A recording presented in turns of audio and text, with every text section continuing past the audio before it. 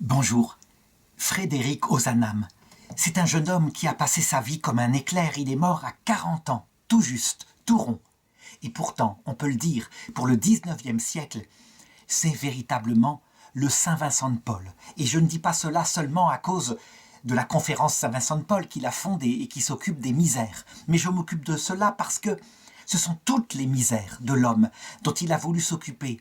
On est loin de la grande crise qu'a suivi mai 68, où des prêtres en Occident disaient que la seule misère qui valait le coup d'être soignée, c'était la misère matérielle. Lui, il a regardé tout l'homme, comme je vais le montrer dans cette vidéo, les 4 grandes misères de l'homme. Certes, la misère physique, il a été concret, là sur le terrain, avec ses conférences Saint Vincent de Paul. La misère psychologique de ceux qui ne sont pas aimés, les enfants abandonnés. La misère morale et intellectuelle. Il a été un grand professeur avec un double doctorat. Il a enseigné à ses étudiants à ne pas se séparer du Christ, afin de ne pas avoir l'âme en ruine après. Et puis, la misère mystique, lorsqu'on ne donne pas aux gens le Christ qui leur annonce la vie éternelle et qui donne un sens à leur vie. Voilà ce que c'est que Frédéric Ozanam, qui pour le moment n'est que béatifié par Jean-Paul II, mais qui très certainement sera un jour Saint Frédéric Ozanam. D'ailleurs, sans doute que son épouse chérie, qui s'appelle Amélie, peut-être un jour elle-même, elle suivra sur les autels, comme Zélie Martin, l'épouse de Louis Martin, les parents de Sainte Thérèse de l'Enfant Jésus.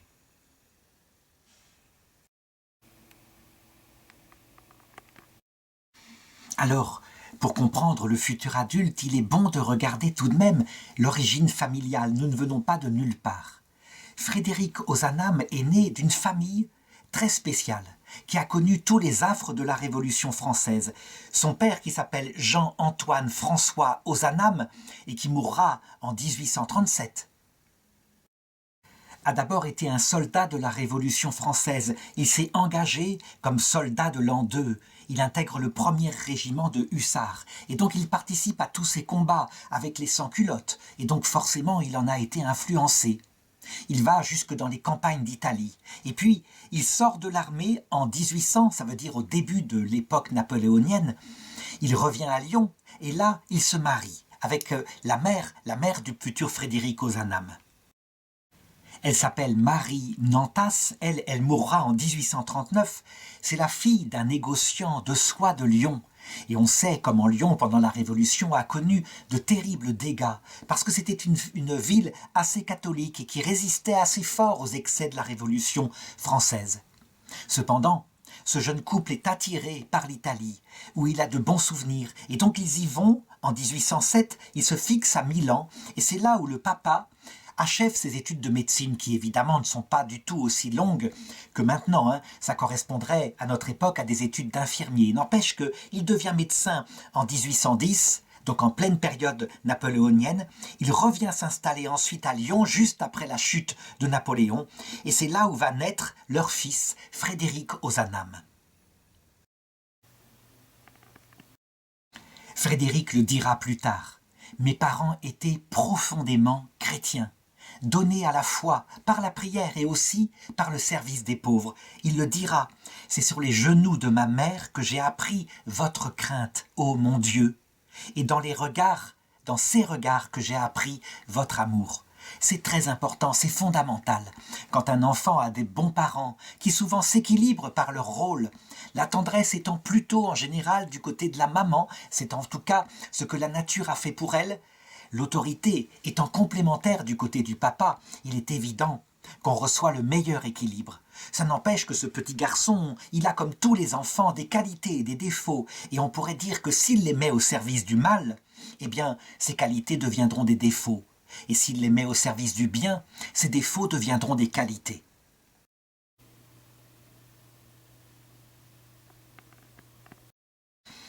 Sans doute que le caractère qu'il développe à l'âge de 8 ans vient peut-être du fait que son papa n'a pas mis assez d'autorité. En tout cas, il le dit lui-même.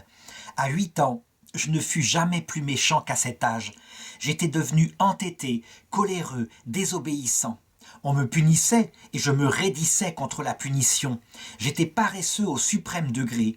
Il n'y avait pas d'espièglerie qui ne me vinsse à l'esprit. On peut dire qu'il était parti sur une mauvaise voie et il a fallu bien qu'il soit rattrapé d'une façon ou d'une autre, sans doute parce que il s'avère que lui, fils de médecin, avait une qualité rare. Il était particulièrement doué pour les études en classe. Passionné d'ailleurs par ce qu'il apprenait à l'école.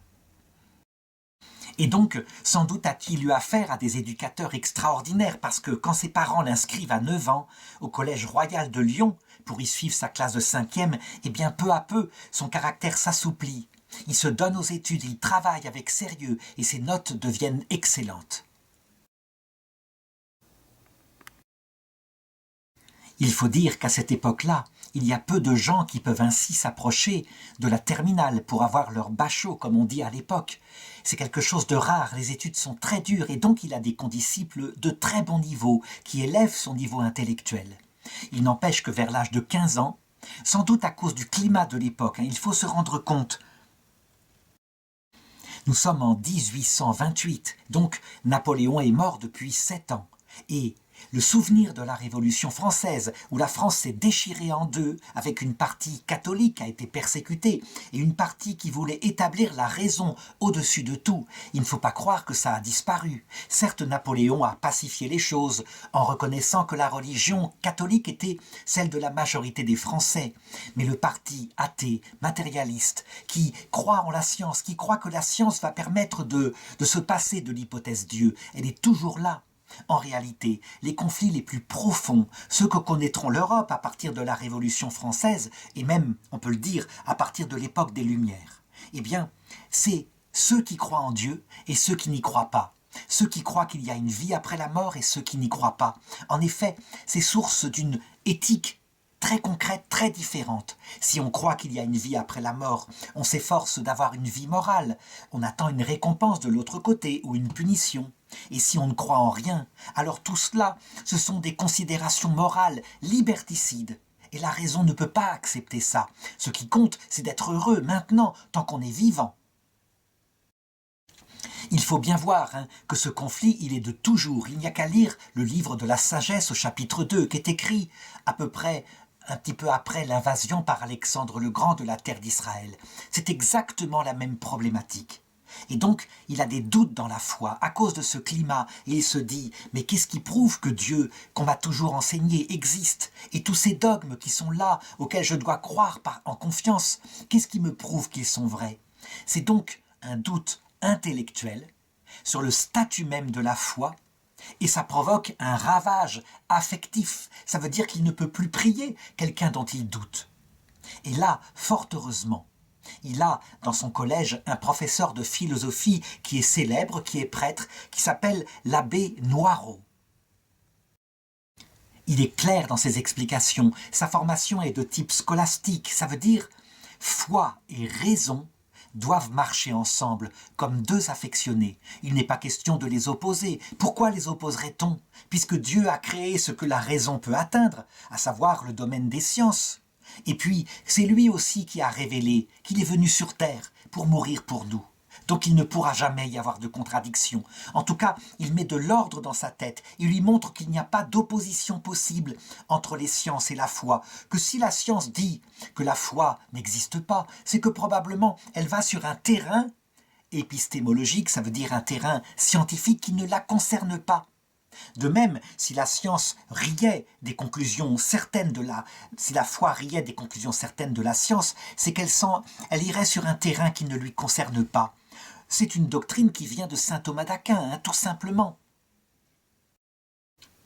Ces deux domaines de l'intelligence, la science, la philosophie réaliste d'une part, la foi de l'autre, ne sont pas complémentaires, il suffit de comprendre leur domaine propre. Et ceci va comme apaiser son intelligence en quête de vérité. Il l'écrira plus tard. L'abbé Noirot mit dans mes pensées l'ordre et la lumière. Je crus désormais d'une foi assurée et touché d'un bienfait si rare, je promis à Dieu de vouer mes jours au service de la vérité qui me donnait la paix. Cette expérience-là, dans l'année qui précède son baccalauréat, on peut le dire qu'elle est fondatrice. Il a compris l'une des misères qui frappent le plus l'homme, la misère intellectuelle. On croit que Connaître la vérité, c'est une chose que peuvent faire ceux qui ont des loisirs. En réalité, c'est une exigence profonde de l'être humain, qui a une intelligence, qui certes n'est pas tout, on n'est pas tous faits pour être de grands scientifiques, qui rentrent dans le détail, mais au minimum, on a besoin de répondre aux questions de la sagesse. D'où venons-nous? Qui sommes-nous profondément? Est-ce que nous avons une âme qui survit après la mort? Et où allons-nous, justement, après la mort? Eh bien, il y a certaines questions auxquelles va répondre particulièrement la science, aidée par la foi, et d'autres, comme celle de la vie après la mort, où la foi nous indique qu'est-ce que c'est que le salut. Et là encore, je le dis, la science ne pourrait s'opposer à ce domaine particulier qu'est l'affection même de Dieu, le cœur de Dieu. Comment la science pourrait-il s'en mêler? Avec la découverte de cette vérité qui l'a stabilisé dans son esprit, eh bien il le dit. Depuis quelque temps, je sentais en moi-même ce besoin intellectuel de quelque chose de solide, où je puisse m'attacher et prendre racine pour résister au torrent du monde, avec toutes les idéologies qui se suivent. Et voici qu'aujourd'hui, mon intelligence est remplie de joie et de consolation. D'accord avec ma foi, ma raison a retrouvé présentement ce catholicisme qui me fut enseigné par la bouche de mon excellente mère et qui fut si cher à mon enfance. On peut donc le dire, à partir de ce passage à Lyon, il est stabilisé, il ne perdra plus jamais la foi. Quand à la fin de l'adolescence on est ainsi dans une foi personnelle, eh bien elle n'est plus vraiment en danger. En tout cas, en 1830, il a maintenant 17 ans, il est titulaire du Bachot. Monsieur et Madame Ozanam, qui gagnent bien leur vie, décident d'envoyer leur fils à Paris pour qu'il puisse y étudier le droit. Ils veulent qu'il ait la meilleure formation possible afin qu'il réussisse sa vie. Et à Paris, il arrive dans un milieu tout différent. Ce milieu bruisse encore des idées de la Révolution française, de l'être de raison, de la nullité du catholicisme, etc. Il constate que dans l'université, il y a des professeurs qui sont là, qui ont un certain ricanement, condescendant par rapport à ceux qui sont croyants, qui prennent ça comme des choses de l'enfance. Il le voit, il y a une espèce d'esprit voltairien qui réduit la religion catholique à une infâme qui impose des dogmes comme ça indémontrables. Et puis une espèce de croyance dans la rationalité pure, une rationalité matérialiste. Ça veut dire que ce n'est même pas la philosophie complète qui quand même peut considérer que l'être humain a un cœur quelque part. Non, c'est des affaires matérialistes sur les molécules, tout ce qu'on découvre à cette époque-là.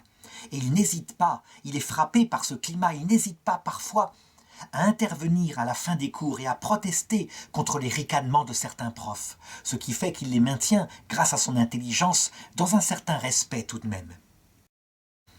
Et fort heureusement, à force de faire remarquer sa foi extrêmement solide, il rencontre d'autres jeunes de son époque qui, pareil, participent à cette foi solide, comme Lamennais. Félicité de Lamennais, qui sera un jour excommunié, mais entre-temps il deviendra prêtre. Il est fervent. Lacordaire, qui recréera les dominicains en France, Montalembert, Lamartine. Il est reçu dans le salon de Madame de Lamartine, il est accompagné de Monsieur Ampère et de Madame Récamier. Donc on peut dire qu'il se cultive profondément en se confrontant à des esprits tout à fait diversifiés. Mais la formation solide que lui a donnée son prêtre lorsqu'il était à Lyon, la formation thomiste, fait qu'il est extrêmement capable de résister à toutes les objections. À propos de cette époque-là, il raconte « Nous éprouvions le besoin de fortifier notre foi au milieu des assauts que lui livraient les systèmes divers de la fausse science. » Et donc, avec ses camarades, il décide d'instaurer une sorte de groupe, un peu comme le Cercle des poètes disparus, dans un film bien connu, qui s'appelle les conférences d'histoire et de littérature, c'est-à-dire des réunions d'amis qui travaillent ensemble pour édifier la science sous l'étendard de la pensée catholique. En réalité, il se rend compte qu'il lui faut d'abord et premièrement ce qu'on pourrait appeler une théologie solide, fondée sur une philosophie solide. Ça, c'est la base. Et pour ceux qui ne sont pas, je dirais, qui n'ont pas le temps d'aller jusqu'en théologie, au minimum une connaissance du catéchisme. Le catéchisme, c'est quoi? C'est un exposé de la foi organique qui nourrit l'intelligence, qui part du début, à savoir la Trinité, pour aboutir à travers l'étape du salut, les étapes diverses du salut, à la fin, ce qu'on appelle l'oméga, la vision béatifique. Et quand on a comme ça une formation solide qui montre la cohérence du tout, on est fortifié. Fondé sur cela, ce qui est fondamental, alors on peut développer une deuxième science qui s'appelle l'apologétique. L'apologétique, c'est plutôt une science de défense. Ça veut dire que confronté à des objections intellectuelles, et lui, il en a connu, donc il sait comme c'est important, on établit des arguments pour défendre la foi catholique. Il le fait en particulier en s'appuyant sur les données d'histoire. Ça va énormément l'intéresser. L'histoire qui nous montre que l'Empire romain barbare a été véritablement transfiguré par le christianisme et que quand l'Empire romain d'Occident s'est écroulé, avec la barbarie qui a ressurgi sur l'Europe à partir des Mérovingiens, des Carolingiens, le christianisme a été capable, à partir de petites pousses qui restaient, de recréer une civilisation nouvelle, extrêmement solide, qu'a donné les cathédrales, etc. On ne peut donc pas réduire le christianisme à une sorte de barbarie, comme le fait la pensée rationaliste libérale, franc-maçonne de l'époque. Alors évidemment, à son époque, l'histoire, et en particulier l'histoire de l'Église, il l'a fait dans un but apologétique, donc plutôt en essayant de regarder le positif. Depuis la venue de Jean-Paul II, depuis l'année 2000, où Jean-Paul II nous a demandé de regarder les aspects négatifs, nous avons un jugement plus équilibré, nous apprenons à regarder la poutre qui est dans notre œil, à nous, catholiques, et puis à regarder en second, avec beaucoup de miséricorde, la paille dans l'œil de ceux qui sont en face. Quelquefois, hélas, on peut dire que c'est l'inverse. Quand on regarde, par exemple, les attaques de l'Église catholique à cause de l'Inquisition, qui, paraît-il, d'après des professeurs de l'université de Namur, a fait tout au long de ces années en tout 1500 condamnations à mort, ce qui est beaucoup trop. Évidemment, quand on se compare, ne serait-ce qu'à la Révolution française, où, durant la Terreur, c'était à peu près le nombre de condamnations à mort chaque mois. Quand on se compare aussi au calvinisme du côté de Genève, qui a fait, paraît-il, en 30 ans, 2500 condamnations à mort avec tribunal et tout. Évidemment, on se réjouit. Il n'empêche qu'il faut considérer que les 1500 condamnations à mort sont de trop. Voilà comment nous ferions, à notre époque, de l'apologétique. Eh bien, Frédéric Ozanam a été l'un de ceux qui l'a fondé, étant très doué intellectuellement. Et justement, durant ces années-là, il passe de nombreux diplômes. Il passe d'abord sa licence en droit en 1834, il a 21 ans, et son doctorat en 1836, il a 23 ans.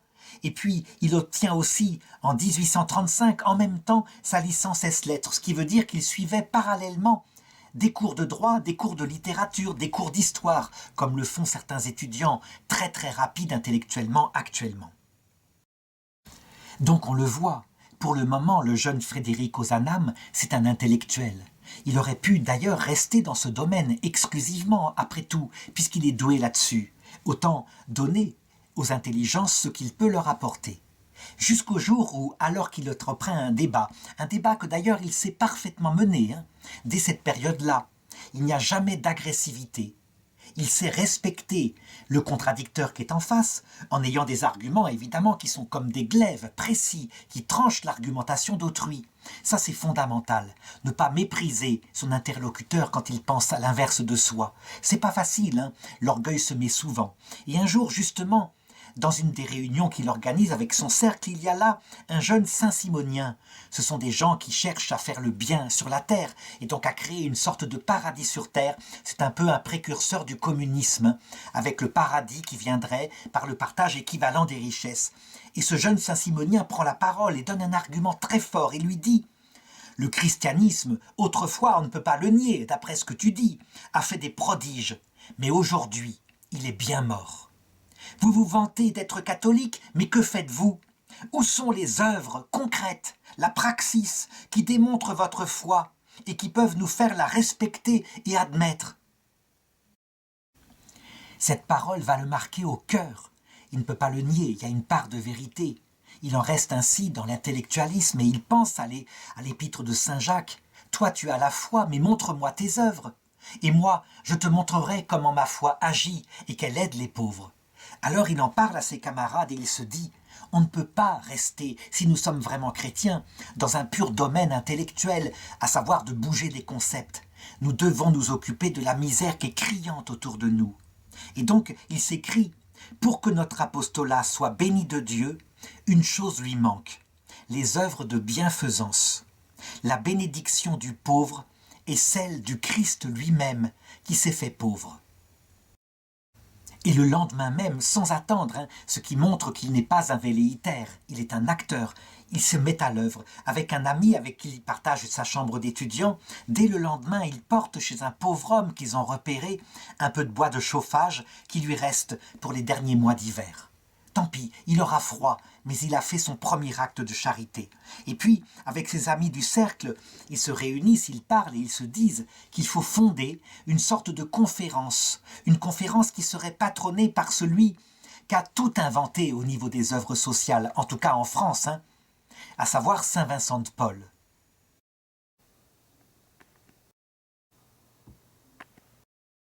Alors ça commence tout modestement, mais il lui donne un statut, il l'organise, il le fait autour de l'église Saint-Étienne-du-Mont. Et dans le secteur, justement, il y a des religieuses qui sont extrêmement dévouées aux pauvres, et en particulier une petite sœur, une religieuse qui est fille de la charité, fille de Saint Vincent de Paul, qui entend parler de la bonne volonté de ses étudiants.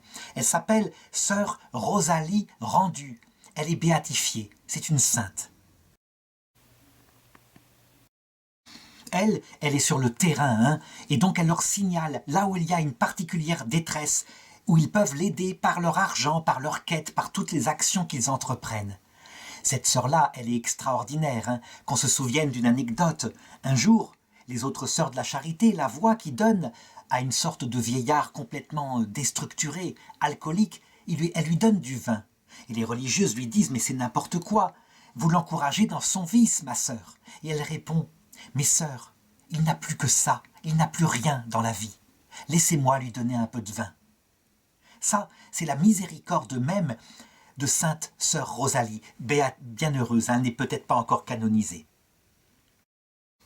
Ils arrivent, grâce à leur entre-gens, grâce à leurs parents, qui souvent sont des personnes qui ont des contacts avec le maire de Paris, ils arrivent à se faire prêter un local situé au 18 de la rue du Petit Bourbon-Saint-Sulpice.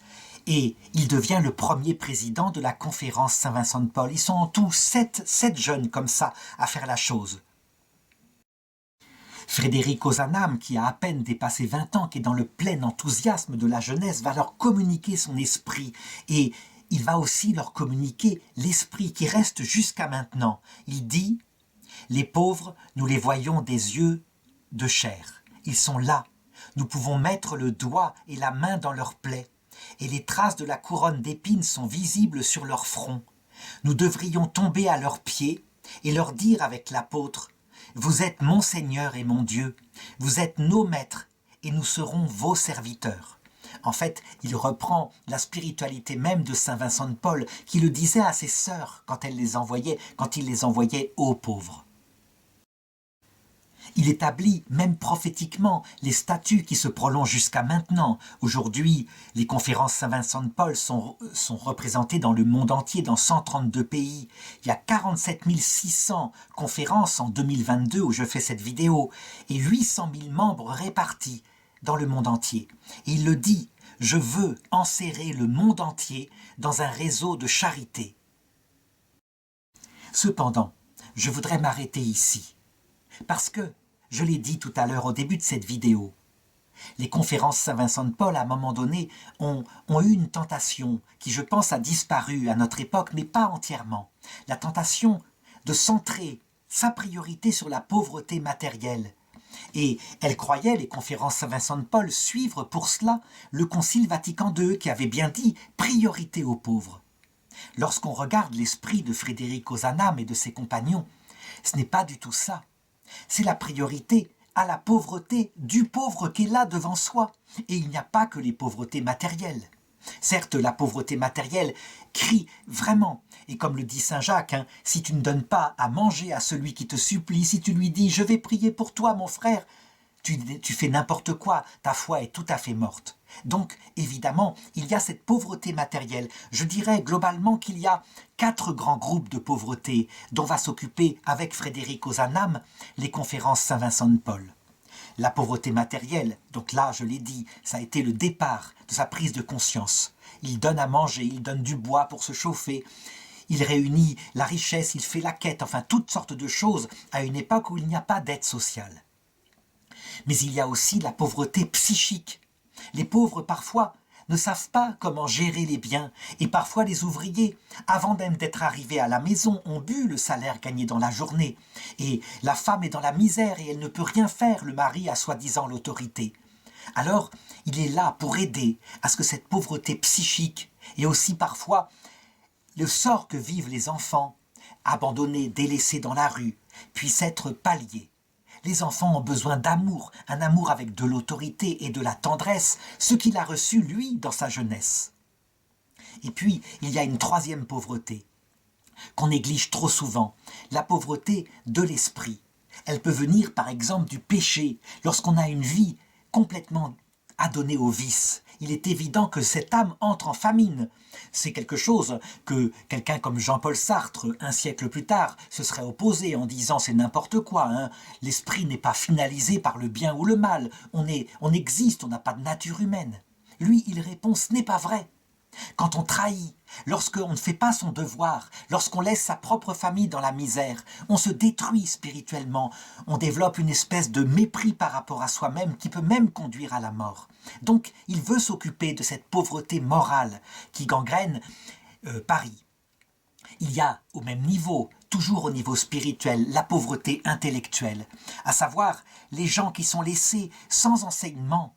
Ils ne connaissent pas la raison, donc les domaines de la raison, mais ils ne connaissent pas non plus la foi.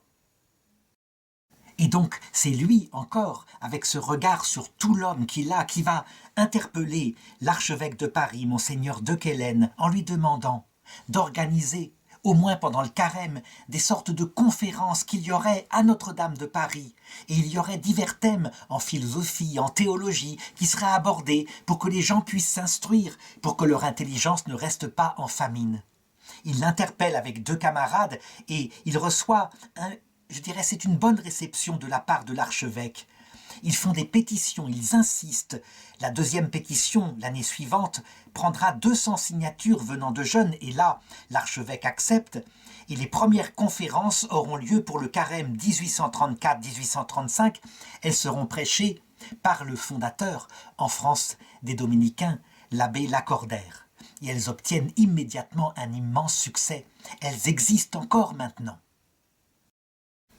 Enfin, et on l'ignore, on l'a trop ignoré à partir des années 70, les conférences Saint-Vincent de Paul donnent aux gens le Christ. C'est absolument nécessaire, c'est même la plus grande des pauvretés. Quand la vie n'a pas son sens surnaturel, qu'on ne sait pas pourquoi la souffrance vient tôt ou tard, et la mort, qu'on n'a pas le Christ dans son cœur, alors comment peut-on être heureux sur terre? L'encyclique Rerum Novarum, qui sortira bien après la mort de Frédéric Ozanam, mais dont le pape Jean-Paul II dira avec raison le jour de sa béatification. Le pape Léon XIII, certainement, a écrit son encyclique inspirée par Frédéric Ozanam. Il le dit d'ailleurs textuellement dans son encyclique. Faites toutes les œuvres sociales que vous voulez, apportez un bien-être par un équilibre, selon les règles philosophiques de la doctrine sociale de l'Église. Si vous retirez le Christ des âmes, vous n'obtiendrez que de l'insatisfaction. Les hommes seront comblés matériellement et seront malheureux spirituellement à cause d'une famine plus profonde que toute, qui provoque d'ailleurs très souvent la venue de l'alcoolisme et des drogues. C'est quand la vie n'a pas de sens. En fait, la pensée de Frédéric Ozanam, on le voit, elle est complète. On dirait en médecine qu'elle est holistique, ça veut dire qu'elle prend tout l'homme. J'ai mis 4 degrés, degré physique, la nourriture, degré psychologique, l'amour dont on a besoin, les repères d'autorité dans l'enfance, le degré spirituel avec la volonté qui fait le bien, l'intelligence qui cherche la vérité, et puis cette dimension mystique qui cherche le sens de la vie. Tout cela est unifié. Et donc, Frédéric Ozanam, toutes les misères l'intéressent dans sa conférence Saint-Vincent de Paul. Par exemple, quand il rencontre un mari alcoolique, il se dit, manifestement, peut-être que son alcoolisme vient d'une angoisse sourde qu'il veut fuir. Donc c'est complètement actuel à notre époque où, ayant coupé l'humanité occidentale de Dieu, on voit se développer partout le commerce de la drogue, des drogues douces, qu'on dit douces, hein. C'est ce qu'on appelle, par exemple, le cannabis. En réalité, ce n'est rien du tout, ça n'a rien de doux. Et ça provoque très souvent l'entrée dans des drogues plus dures parce qu'on veut se créer un paradis artificiel. À cause d'une angoisse sourde, la vie n'a pas de sens. Ce n'est pas la seule source de l'angoisse, hein, c'est évident, mais c'est simplement pour montrer que lui, il regarde tout l'homme et ça restera la marque qu'il mettra et qui lui a valu sa béatification. Alors quelques années passent et en même temps qu'il a toutes ces activités, il étudie évidemment rapidement tellement son esprit a des facilités. Il obtient 2 fois le grade de docteur, il est agrégé de la faculté de Paris et il prend possession de la chaire de droit commercial à Lyon. On l'invite à devenir professeur à la Sorbonne, bref, il est sollicité, il a à peine 25 ans. Et évidemment, ne serait-ce que, je dirais, sous la gentille pression de ses parents, il lui faut quand même penser maintenant à la vocation dans sa vie privée qui sera celle de sa vie. Il entre à cette époque-là en contact avec son ami Lacordaire, qui a refondé les Dominicains, et il échange quelques lettres. Il parle avec lui de la possibilité de se consacrer à Dieu dans cet ordre particulièrement intellectuel, et Lacordaire l'invite à venir les rejoindre. En même temps, il y a l'influence de son prêtre, l'abbé Noirot, son ancien professeur de philosophie à Lyon, qui lui pense qu'il sera beaucoup plus proche des gens à travers le mariage. Le mariage, il a un regard finalement assez négatif à cette période-là sur le mariage. Pas à cause des femmes, hein, mais à cause de ce qu'il constate dans beaucoup de couples de cette époque, à savoir des familles plutôt bourgeoises. Hein. Évidemment, il ne regarde pas les couples ouvriers.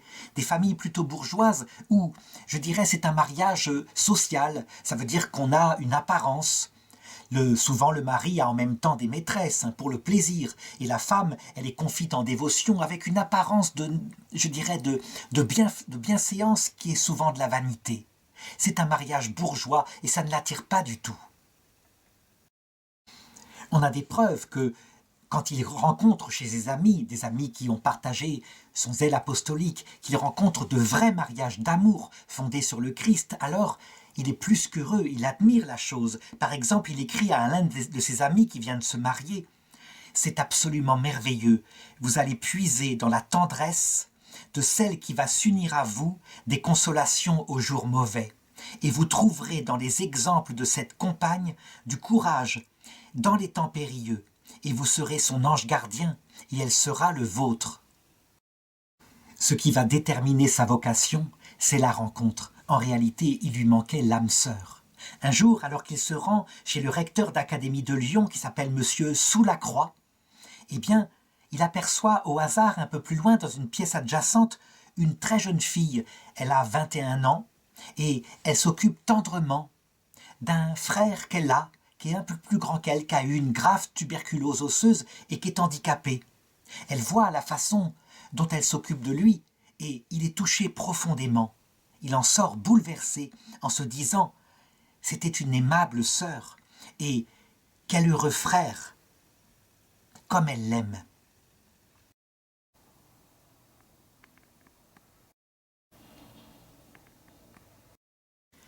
Il apprendra plus tard par Amélie, elle s'appelle Amélie Soulacroix, qu'elle avait reçu déjà 2 demandes pour se marier, qu'elle avait repoussées. Il lui fallait quelqu'un qui corresponde à son âme, quelqu'un qui partage sa foi dans Jésus-Christ, mais aussi une générosité totale. Et puis, après avoir repoussé la 2e demande, voici que ce jeune homme est là qui l'a remarqué, qui demande à entrer dans la maison et qui demande à son père la possibilité de la fréquenter. Alors elle se renseigne sur lui et manifestement, il est le garçon qu'il lui faut. Ça va aller très vite, hein, c'est presque un coup de foudre, en tout cas ça va être un vrai mariage d'amour, puisque il fait sa demande le 20 novembre 1840 et les fiançailles deviennent officielles le 24 novembre. Le 13 décembre, il doit partir à Paris pour aller enseigner à la Sorbonne. Elle est à Lyon, donc ils se quittent pour quelque temps et ils vont continuer leur fiançailles par courrier et apprendre à se connaître de plus en plus profondément. Amélie restera toujours dans l'ombre de son mari Frédéric Ozanam, et pourtant, on peut le dire, elle a un rôle très important qui mérite d'être en valeur. Je crois que jamais Frédéric Ozanam ne serait devenu complètement ce qu'il a été sans son épouse Amélie. Elle l'a influencé profondément, même dans ses idées. Alors il n'y a pas eu que du bonheur dans leur famille, il y a eu beaucoup de malheur parce qu'elle a eu beaucoup de mal à avoir un enfant, elle a fait plusieurs fausses couches, et finalement leur est née une petite fille, Marie, qui sera la joie de leur vie. On peut dire en tout cas qu'ils se sont aimés profondément toute leur vie. Et si Frédéric Ozanam a été béatifié plus tard, c'est sans doute aussi grâce à Amélie, parce que lorsqu'elle le perdra, à l'âge de 40 ans, donc 12 ans après, eh bien c'est elle qui prendra le temps, toute sa vie. Elle restera veuve 40 ans jusqu'à sa mort pour réunir ses œuvres, pour les faire éditer, pour faire connaître ce que son mari avait fait.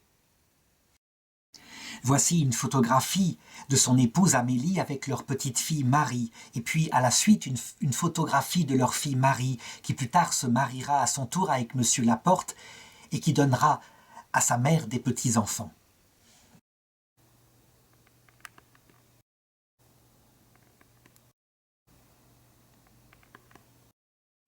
Après la mort précoce de son mari, suite à une maladie, à cette époque-là on n'a pas beaucoup de médecine, eh bien Amélie écrira une belle prière qu'elle gardera toute sa vie sur son cœur, qui véritablement, je crois, montre à quel point cet amour fut grand.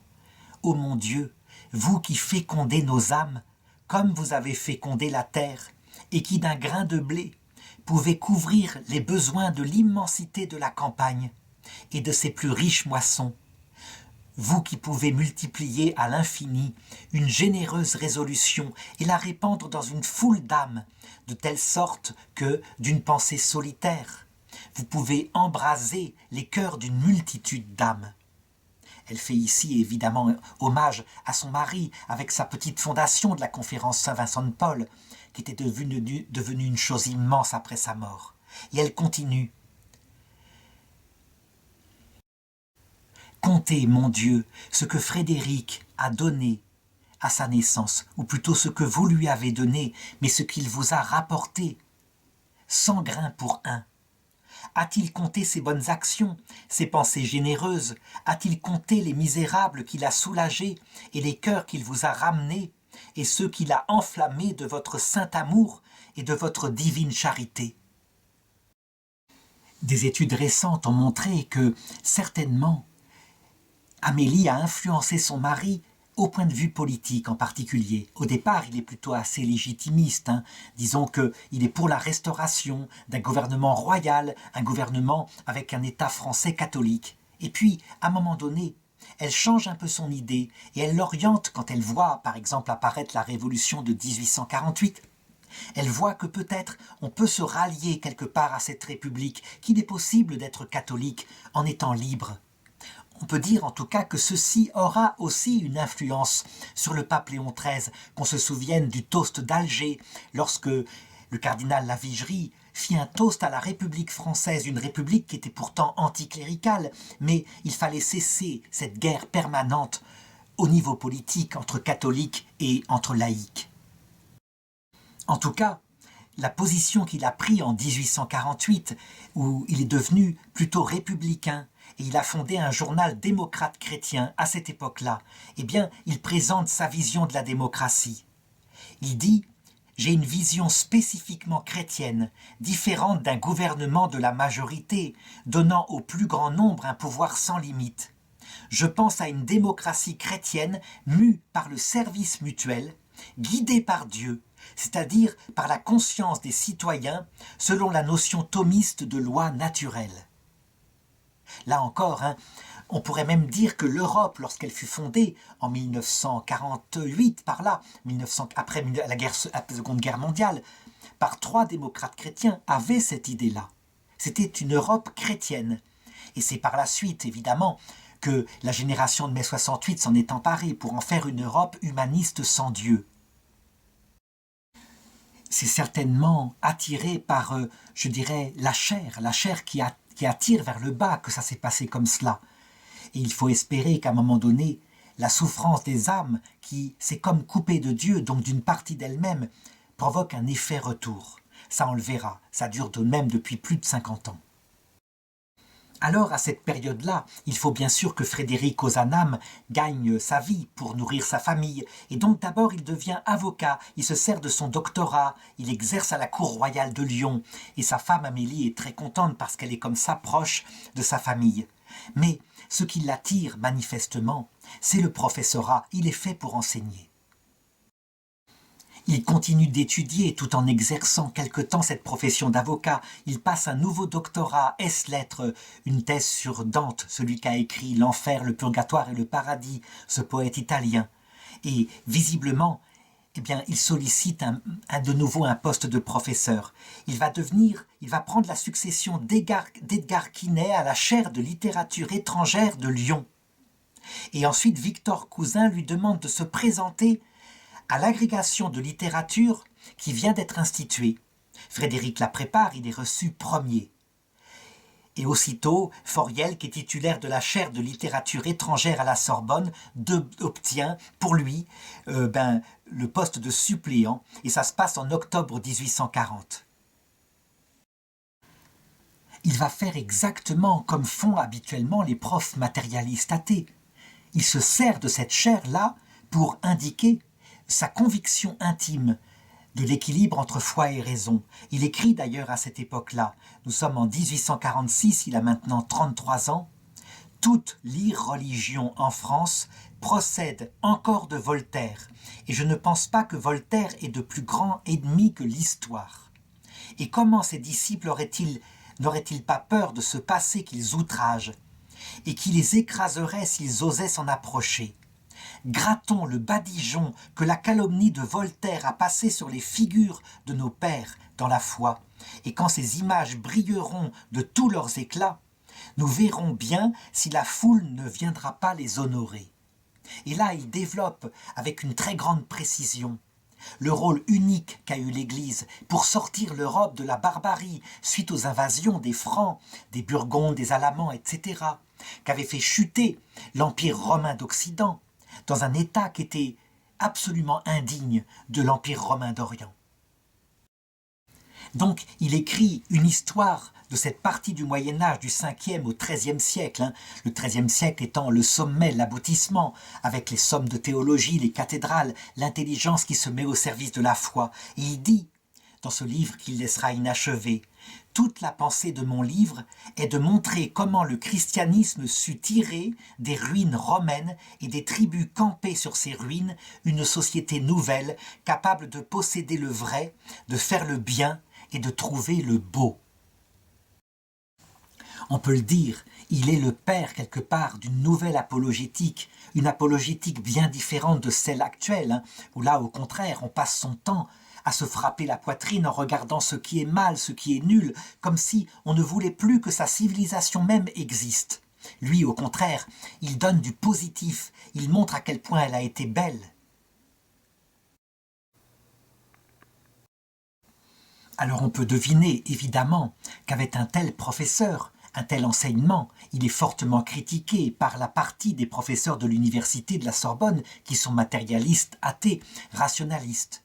À un moment donné, même, il y a une polémique qui se lève dans les journaux contre un professeur particulièrement catholique, le professeur Charles Lenormand, qui se trouve contesté parce que sa foi est trop visible. Alors il n'hésite pas, il prend sa défense, et dans un article il écrit « Je suis moi aussi de l'Église et de l'université, tout ensemble, et je leur ai consacré sans hésitation une vie qui sera bien remplie si elle honore Dieu et si elle sert l'État. Je veux concilier ces devoirs. Je pense en avoir accompli une partie lorsque dans un enseignement public, devant un auditoire de toute croyance et de tous les partis, je professe avec une grande simplicité la science chrétienne. Je crois aussi faire la meilleure réponse à ceux qui accusent nos chairs, et je sais que plusieurs de mes amis s'effraient de me voir prendre la parole dans la même enceinte où me précéda un professeur d'histoire ancienne qui attaquait la révélation. Eh bien, j'aurais le courage de le faire. On peut le dire, hein, véritablement, les polémiques, elles demeurent actuelles. Je me souviens d'un événement qui s'est produit dans les années 2015 par là, où un professeur de l'université catholique de Louvain-la-Neuve, le professeur Mercier, eut à peu près la même attitude que Frédéric Ozanam, dans une université catholique, hein, en exprimant la position de l'Église concernant l'avortement, l'existence de l'âme, le fait que l'avortement est un crime. Eh bien, il fut immédiatement suspendu puis renvoyé, sans qu'aucun évêque ne le défende. On peut dire donc qu'à cette époque-là, les combats pour défendre sa foi étaient davantage défendus par les évêques, et il y avait peut-être davantage aussi de respect finalement. En tout cas, dans tous ces débats, lui jamais ne procédera par l'insulte, l'invective, jamais. Il respectera ses collègues qui étaient humanistes athées, à la grande différence de ce qu'on vit ainsi en Belgique à cette époque-là. Donc on le voit, c'est un esprit brillant. Quand j'ai dit au début de cette vidéo que c'était le Saint Vincent de Paul de notre époque, on peut vraiment le dire. À son époque, Saint Vincent de Paul s'occupa principalement des misères physiques, des misères psychiques et puis des misères spirituelles. À notre époque, l'intellectualisme s'est développé. Il fallait donc un Frédéric Ozanam pour bien montrer qu'il y a cette misère intellectuelle qui existe aussi. Eh bien, par une mystérieuse décision de la Providence, il ne resta sur terre que 40 ans. En effet, en 1852, Frédéric a 39 ans, il n'a jamais eu beaucoup de santé. Tout ce qu'il a fait, il l'a fait en souffrant. Il est souvent pâle, il est livide. En fait, il a toujours avec lui une sorte de tuberculose qu'il traîne quelque part et dont on n'a aucun moyen de guérir à l'époque. Amélie est là auprès de lui. Elle a eu beaucoup de deuil dans sa famille, sans compter les fausses couches. Elle s'occupe évidemment de leur fille Marie. Et puis, elle apprend que son papa, Jean-Baptiste Soulacroix, qui ne s'est jamais remis du décès de ce frère Théophile, dont j'avais parlé tout à l'heure, qui était handicapé, eh bien meurt brutalement le 23 juillet 1848 à 57 ans. Eh bien, elle ne s'occupe pas d'abord de ce malheur et elle entoure son mari. À partir de 1849, la maladie de Frédéric est de plus en plus présente. Alors, on essaye de l'éloigner de Paris, où il y a souvent des épidémies de choléra. Et on ne sait même pas d'où elles viennent. On ne sait pas qu'elles viennent souvent de l'eau. En tout cas, on l'emmène au bord de la mer pour qu'il respire le grand air. En 1851, il trouve une location à Sceaux. Là, il y a un meilleur air que dans la ville de Paris. Ils partent ensuite faire un voyage en Angleterre et là, Frédéric découvre avec horreur la grande misère des quartiers pauvres de Londres. Et tous les deux, ils travaillent ensemble. C'est vraiment une sainte collaboration. Par exemple, en 1852, Amélie collabore à la publication des poètes franciscains. Et Frédéric y a ajouté d'ailleurs des petites fleurs de Saint François d'Assise que Amélie avait traduites précédemment. À partir de 1852, la maladie de Frédéric devient permanente et alors Amélie devient sa garde-malade. Elle se dévoue corps et âme dans tout son temps, quotidiennement à lui.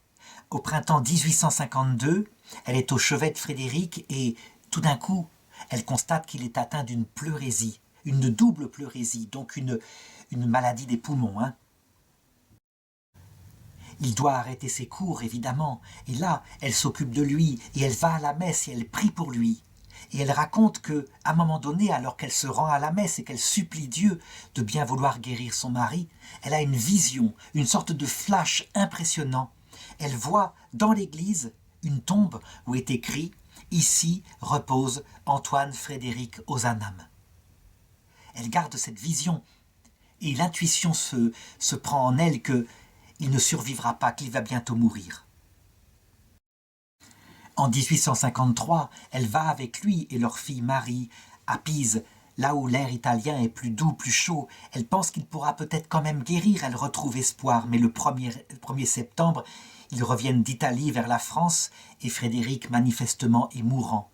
Alors il débarque à Marseille, où Amélie avait toute la famille de sa mère.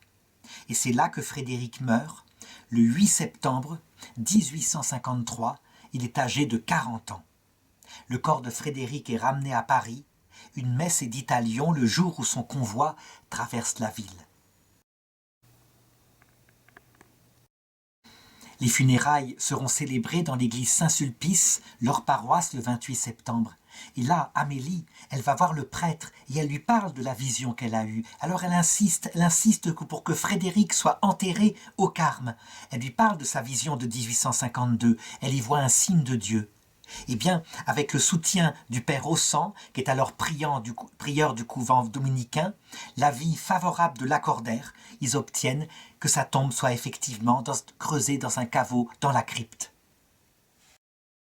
Voici une photo d'Amélie dans son grand costume de deuil après la mort de son cher mari. Je l'ai dit tout à l'heure, les 40 années qui suivront, avec sa fille, elle passera son temps à faire connaître l'œuvre de son mari. Elle fera éditer toutes ses œuvres, le courrier qu'il a échangé, ses pensées politiques, ses pensées sociales.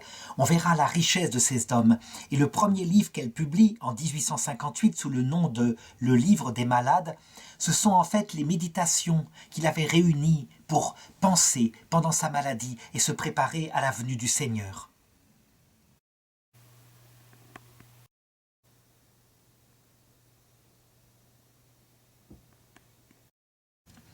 Pendant ce temps, l'œuvre de Frédéric Ozanam, les conférences Saint-Vincent de Paul vont se développer dans le monde entier, comme je l'ai dit, et donc sa mémoire ne sera jamais oubliée. Finalement, c'est encore au pape Jean-Paul II qu'on doit de l'avoir proclamé bienheureux le 22 août 1997. Et là, je voudrais lire un extrait du discours pendant sa béatification qui aura lieu à Paris. Il aimait tous les démunis. Il rejoignait l'intuition de M. Vincent. Et mon Dieu, mes frères, et mon Dieu, mais que ce soit aux dépens de nos bras, que ce soit à la sueur de nos visages. Oui, Frédéric Ozanam a eu le courage lucide d'un engagement social et politique de premier plan, à une époque agitée de la vie de son pays, car aucune société ne peut accepter la misère comme une fatalité, sans que son honneur n'en soit atteinte. L'Église confirme aujourd'hui le choix de vie chrétienne qu'il a emprunté. Tout cela se fera en présence du Premier ministre de la France à cette époque-là, qui s'appelait Lionel Jospin, et il terminera le discours en évoquant lui-même Frédéric Ozanam de la façon suivante. « Très Saint-Père, vous avez choisi de distinguer publiquement à Notre-Dame de Paris Frédéric Ozanam. Il était agrégé et docteur de l'université française, il était professeur à la Sorbonne, journaliste, il est le créateur de la Société Saint-Vincent de Paul et il a contribué efficacement à la réconciliation de l'Église et de la République. Il a ainsi favorisé l'émergence d'une conception française de la laïcité, respectueuse de la liberté religieuse, expression de la liberté de conscience. Cet homme de foi, lucide et passionné, ne pouvait rester insensible à la misère et à l'injustice sociale, même s'il ne fut pas pleinement reçu en son temps. Son message a une résonance durable. Ce que Lionel Jospin ne sait pas, c'est que ce n'est pas seulement un message, que Frédéric Ozanam est vivant. Et donc nous pouvons en être persuadés. Il voit la France telle qu'elle est sortie maintenant, après les années de lutte cléricale, anticléricale, avec une foi qui est ravagée. Et nous pouvons être sûrs qu'au moment voulu, avec la Sainte Vierge qu'il a tant aimée, il permettra que la France soit inondée par l'eau de la grâce de nouveau, après l'expérience fâcheuse d'années entières passées loin de Dieu, dans une famine spirituelle profonde.